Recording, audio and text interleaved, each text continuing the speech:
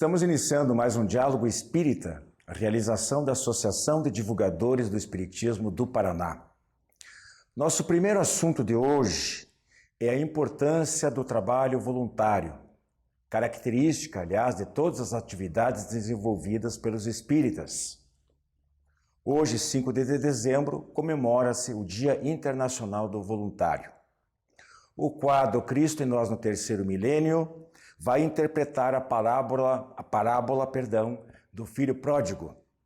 E, em As Razões dos Fatos, comentaremos sobre as consequências espirituais para as vítimas e os algozes dos atentados terroristas de Paris. Fique conosco, o programa está ótimo.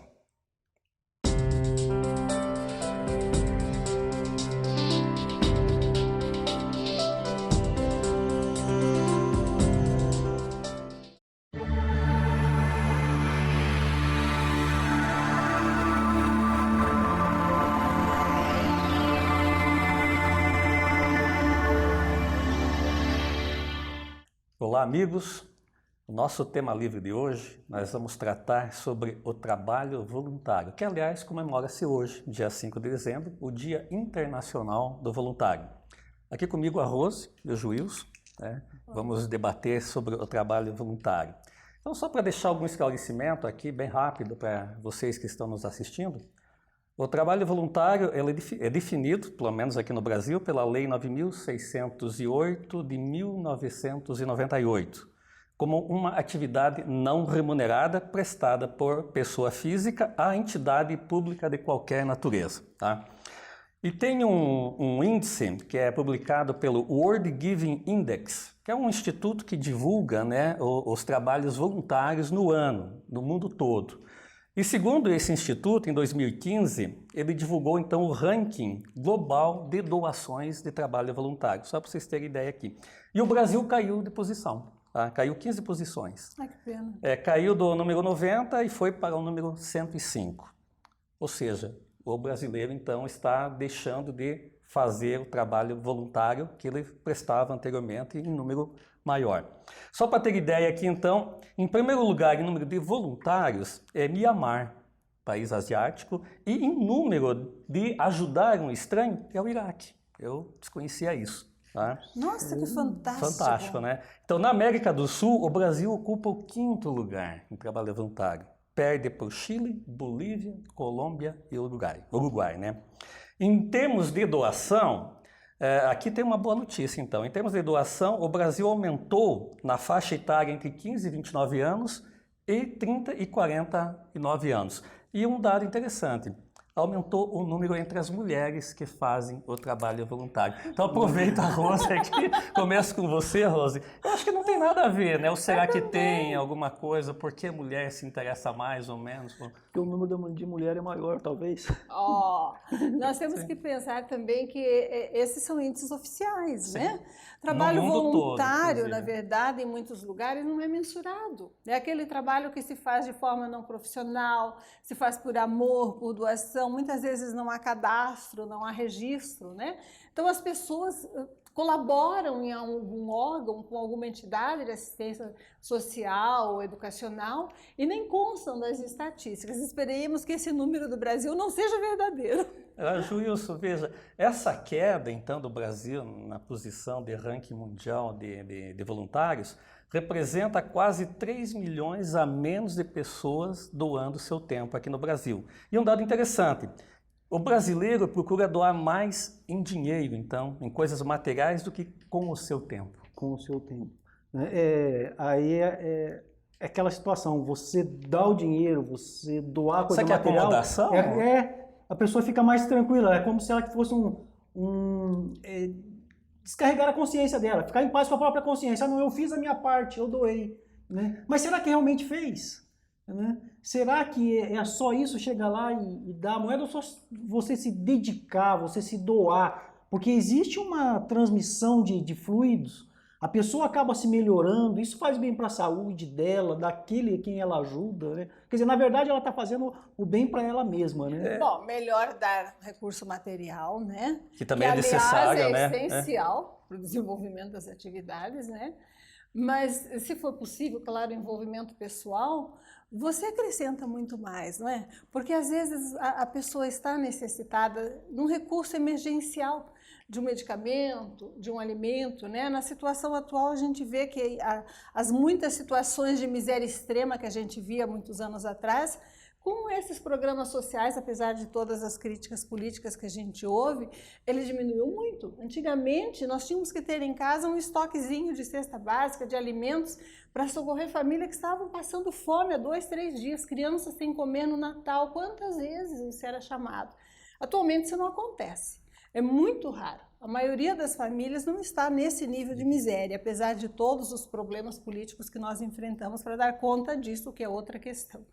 Mas o engajamento pessoal na atividade do voluntariado é que é essencial, porque você dar o alimento ou dar o remédio é parte do socorro, é necessário, a pessoa está morrendo, a míngua precisa.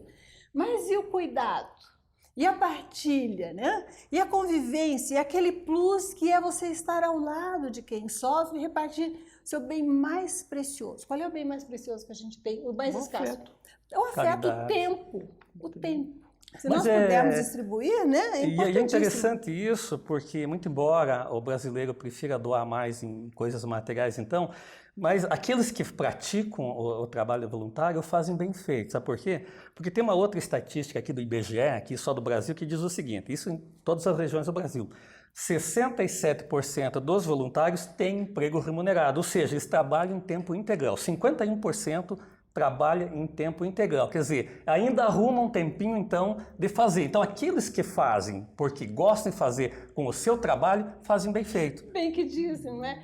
Você quer que alguém faça alguma atividade, dê para quem não tem tempo. Pra quem não Porque tem quem tempo, tem né? muito tempo já não Nada está faz. fazendo. Nada faz. Mas aí, Juízo, é lógico que falando de trabalho voluntário, independe da religião. É claro, com Aliás, certeza. nem religião não precisa ter.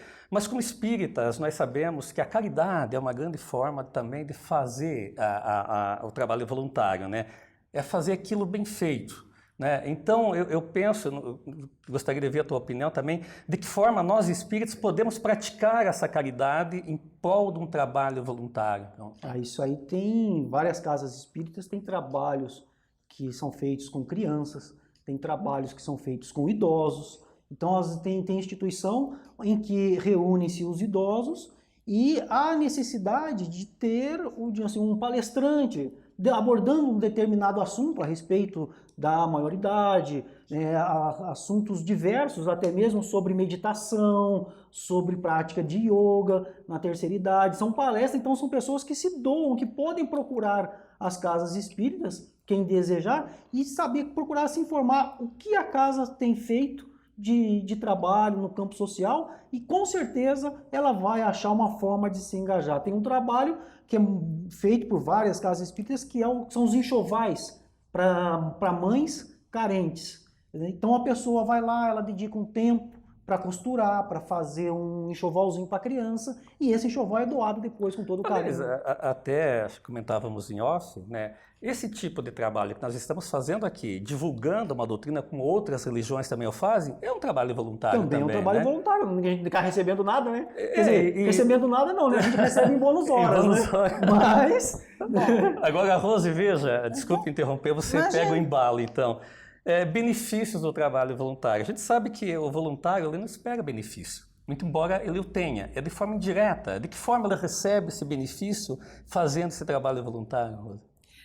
Existem estudos sobre alguns casos sem chegar ao desequilíbrio químico do cérebro, né?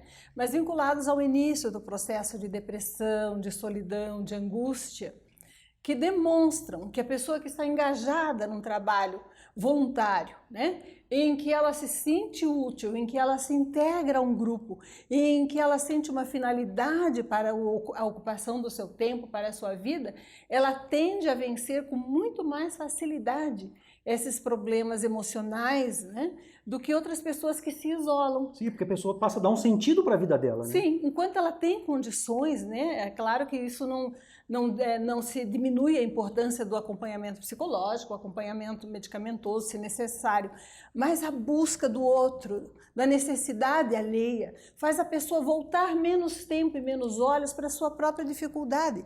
E ela se sentindo engajada, ela se sente motivada para a luta. E eles notaram que as pessoas que se engajam em trabalho voluntário têm um resultado muito mais rápido nos tratamentos de depressão e outros problemas não extremados ainda, né, do que outros que vivem somente para os cuidados próprios. Até porque, né, essa relação interpessoal faz com que, às vezes, aquela pessoa que está fazendo o trabalho voluntário perceba que o seu problema é muito pequeno diante daquilo que ela enfrenta, que ela vai né? ajudar. Até isso que a Rose está comentando aqui, foi feita uma pesquisa na Universidade de Harvard, né, durante 10 anos. Então vejam que foi uma pesquisa longa, né, com 2.700 pessoas. Então veja só, você acompanhar por 10 anos 2.700 pessoas, né, com trabalho voluntário. Quais foram os dados que eles conseguiram, né, dessa pesquisa? Né?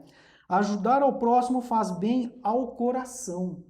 Então a pessoa aí que está com um problema cardíaco, né, e olha só, tem tudo a ver, né, o cardíaco, né, com o coração, com o doar-se, né? Então, nós sabemos... Oh, perdão, continue. Te interrompo depois. Te interrompo depois, né? Aqui, faz bem ao sistema imunológico. Análises clínicas evidenciaram que no sangue do trabalhador voluntário há um aumento de imunoglobina A, um tipo de anticorpo que ajuda a defender o organismo contra infecções respiratórias. Olha aí a profilaxia, o trabalho, né, a cura para problemas respiratórios. Né? Ainda diz assim, ajudar o próximo aumenta a expectativa de vida e a vitalidade de maneira geral. E as pessoas ficam procurando a fonte da juventude. E nós sabemos então, são os benefícios diretos de forma indireta. Né? E até completando a questão que você me colocou, isso demonstra o quê? O Espiritismo vem nos ensinar de que forma isso acontece. Quando nós nos ligamos às forças do bem, e o trabalho voluntário é uma das formas mais concretas de nos ligarmos às forças do bem, nós atraímos para nós energias de ambientação mais elevada. Nós vibramos com vibrações mais ligadas às esferas superiores, que nos trazem saúde. No corpo do nosso espírito, no perispírito, nós fixamos fluidos, energias de qualidade mais salutar, de qualidade mais positiva. Isso se incorpora ao nosso corpo físico e produz mais saúde realmente. Então, a energia boa, não é? Ela não é apenas na dedicação para o outro, ela se volta primeiramente contra ou a favor daquele que tem o ato bom. Na verdade, a gente acaba fazendo o benefício para nós mesmos. Para nós mesmos, exatamente. Né? Então, é isso que eu ia colocar. Por que ser um voluntário? Primeiro, para se autoajudar, né? Fazer algo para alguém, como se falou, mas que na verdade está sendo para a gente mesmo, né? Sentir-se útil e valorizado. Às vezes a gente está num determinado momento meio chateado, bronqueado, e vai fazer um trabalho voluntário, mas você se anima, você né? Vê então, a necessidade ali e vê que pode ser útil, né? Exatamente, se sentir útil. útil. E passar confiança também para aquilo que está precisando, não é mesmo? Porque como você comentou, que diz a estatística, né? Doar dinheiro é muito fácil, mas ouvir o que a outra pessoa tem para falar, saber dos seus sentimentos, não que você vai resolver o problema, porque não é seu, mas dar apoio, né? Isso que é interessante, isso que é importante, né? Então, a pergunta que a gente faz aqui, para vocês amigos que estão nos assistindo, já pensaram em ser voluntários? Tá? Doar seu tempo para ajudar alguém que realmente precisa? Então, se acreditam nisso, e como o juiz acabou de colocar, as vantagens para a saúde que a gente tem, né? Por que não pensar nisso? Sim. Tirar um tempinho, por pequeno que seja, para prestar um trabalho voluntário. Fora que a vida passa pela gente de qualquer jeito. De qualquer forma, Se a gente puder usar positivamente algumas horas. E mesmo se a pessoa quiser ser egoísta, sendo voluntário, pensando nela mesma, né? Adquire mais saúde. Hoje as empresas estão contratam mais pessoas que têm em seu currículo trabalho voluntário. A prática do trabalho voluntário. Né? É importante também nós lembrarmos que o perfil do voluntariado, em muitos casos, ele está sendo alterado. Às vezes a miséria material, Ela não é tão ostensiva hoje como há alguns anos atrás, né?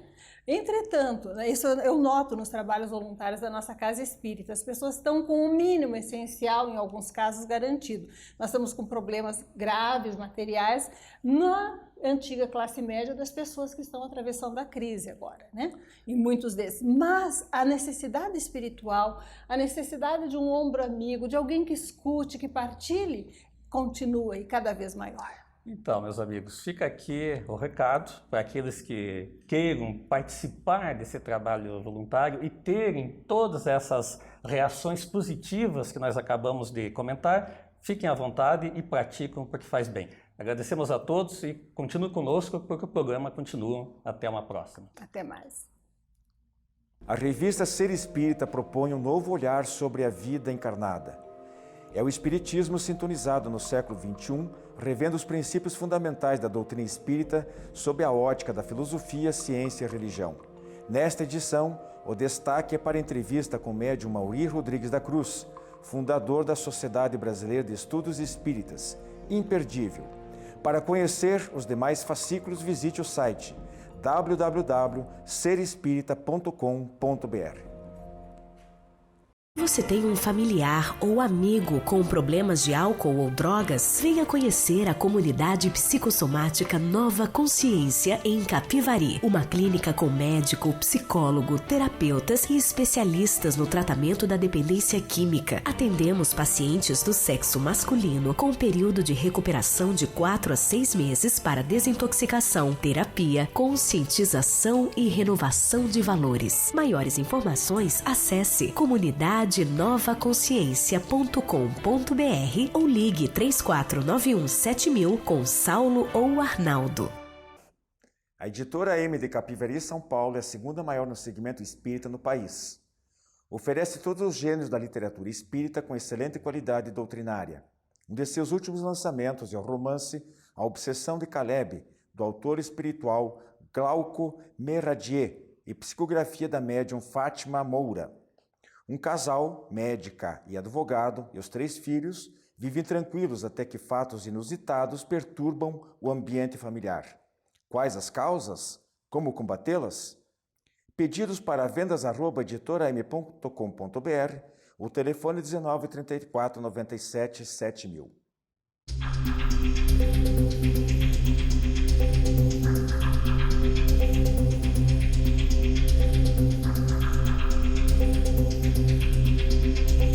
Prezados amigos, infelizmente, às vezes nós temos que fazer comentários sobre fatos locais, nacionais e internacionais que não são exatamente agradáveis, mas são necessários, ou podemos aprender alguma coisa com esses acontecimentos.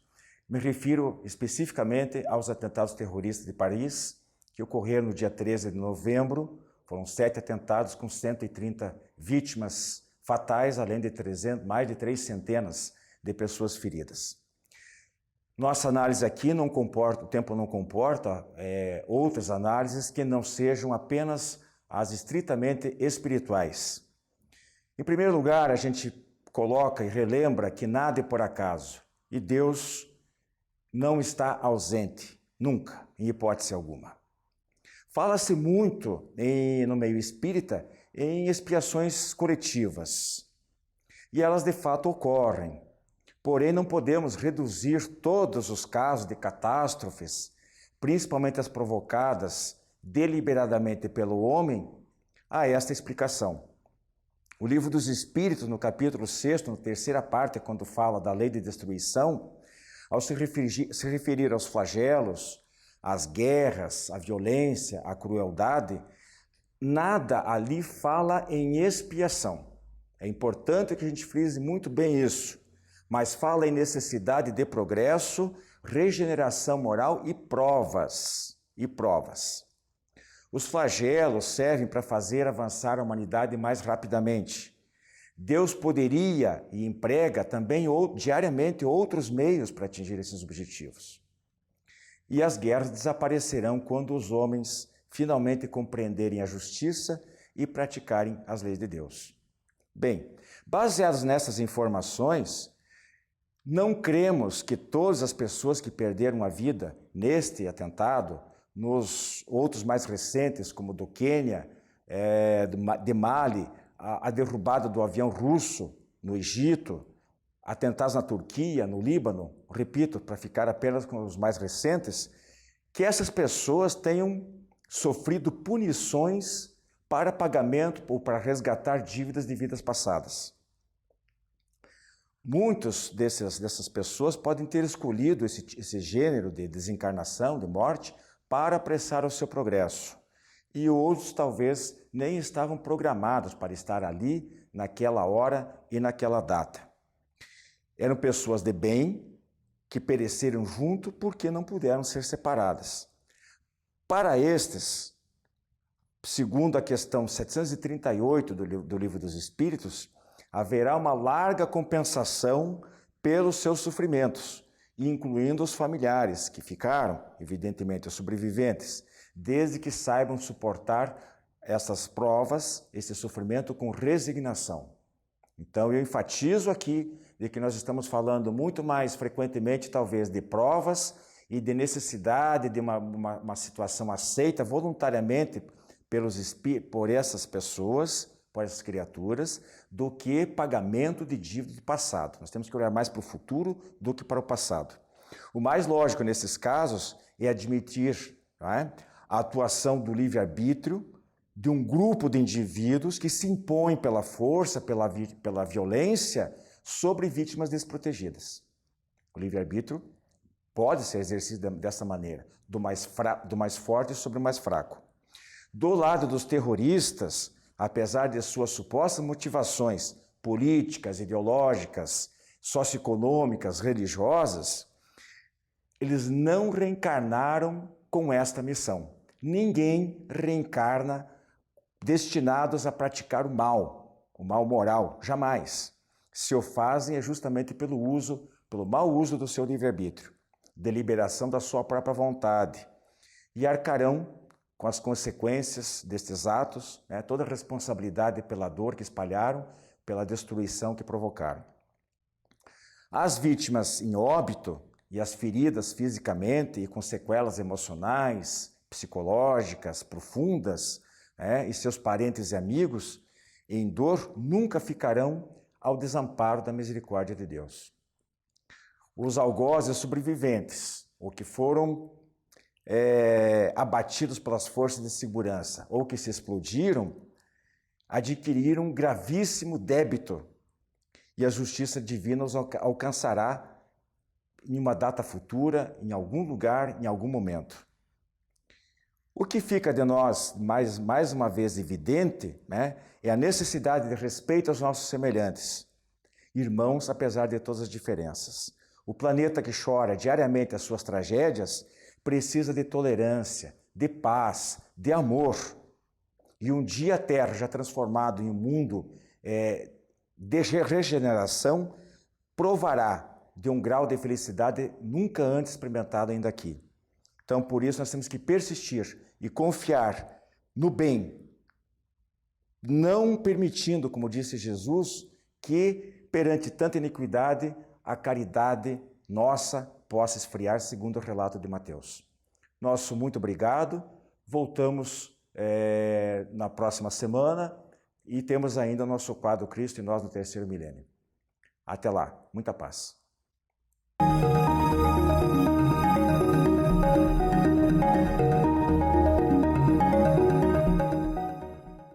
Cristo e nós no terceiro milênio. A questão que nos foi proposta hoje se refere àquela parábola de Jesus, tão comentada, sobre o filho pródigo. Nos lembramos da história que Jesus nos contou, não é? Um pai poderoso, com um grande patrimônio, tinha 2 filhos. Um deles vivia insatisfeito com a vida em família e pediu ao pai que repartisse a herança, que lhe desse os bens ainda em vida. Apoderou-se de todos os haveres com a concordância do pai, foi para uma região distante e gastou tudo em festas, né?